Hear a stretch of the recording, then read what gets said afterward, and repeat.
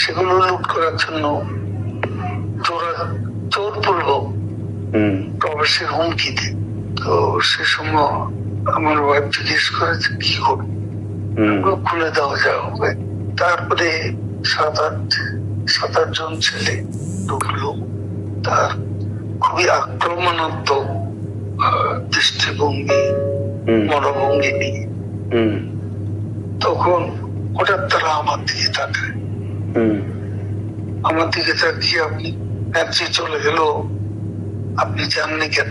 আমি কিছু বলছিলাম। তারপরে এই ছেলেদের মধ্যে কি ভাবে উদয় হয়েছে জানি না, তারা আমাকে বলে আমরা ছবি তুলবো।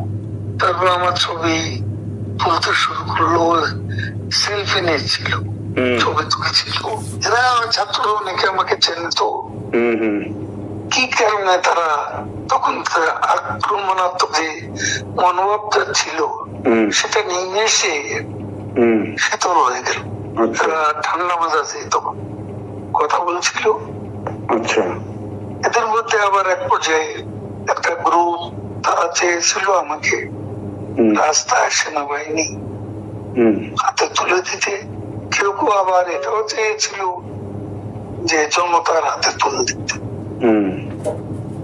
এটা অবশ্যই তখন একটা মানসিক ভাবে ভেতরে ভেঙে পড়েছিলাম।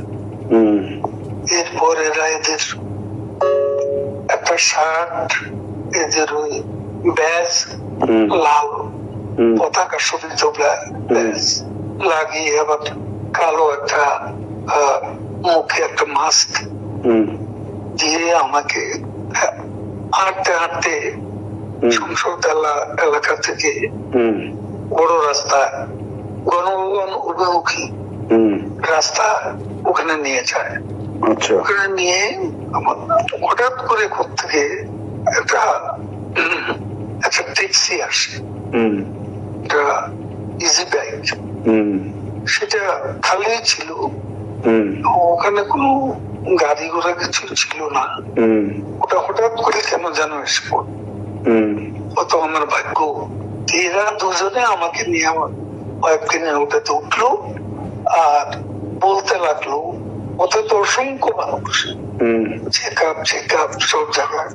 এরা বলতে লাগলো যে আমাদের চাষি অসুস্থ, হাসপাতালে নিচ্ছি, ডিস্টার্ব করবে না। এই করে করে নিয়ে গেল একটা অনেক দূরে একটা জায়গায়।